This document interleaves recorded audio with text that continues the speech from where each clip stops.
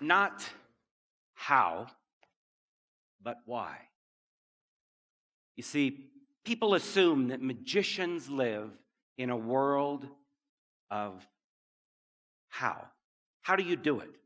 How does she float in the air? How can I make my husband disappear? The truth is, magic can be as inconsequential as a party trick, even annoying, or it can evoke great wonder, cause us to rethink the world and what we know about ourselves. I know. The difference is not in how the trick works, but why we do it. One of the oldest tricks in the book, cutting an object in half and magically putting it back together. Now, if that object is a piece of rope and it doesn't get back together, who cares? Replace that piece of rope with a living, breathing woman, and the audience has to care. You see, if she doesn't get safely back together, it's not magic. It's murder. In 1921, British magician P.T. Selbit stunned his audience when he cut a woman in half for the very first time. Soon, beautiful young women all over the world were being divided in two. It went on to become the most famous illusion in the history of magic. But the question is, why that one? I mean, it was a good trick, but it really wasn't how it worked as to why Selbit did it. See, here's what you have to know. Back in Selbit's time, the early 1900s, believe it or not, this is weird, but magicians' assistants were men. You see, women's fashions of the day didn't really lend themselves to climbing into boxes and disappearing. So it was men. So Selbit was working on his latest creation. He considered it his masterpiece, sawing a man in half. The other thing you need to know is right around this same time, women's suffrage was quite a movement. Very controversial, very divisive, very polarizing. Sounds familiar in a lot of ways, doesn't it? Selbit had one stroke of inspiration. He would not saw a man in half.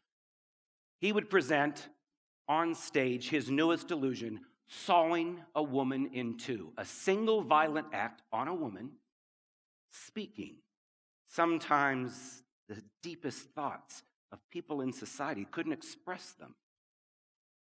It created headlines. It spoke their innermost thoughts, for good or bad. It went on to become, well, it's a trick we still do today. We still talk about it. And the reason is not how it's done, but why he did it. I am going to do some magic, don't worry. This is one more that has to do with why. You see, I started magic when I was 9 years old, and one of the very first tricks that I ever learned was from a book that I found at the library. That's true. Very simple trick, sleight of hand. Of course, the only props of all things were billiard balls. I used to come home from school every day. I would sit in my room. I would practice all these moves for hours and hours and hours on it. I mean, I loved this one trick. One day, I got up enough nerve to try it in front of an audience. Mom.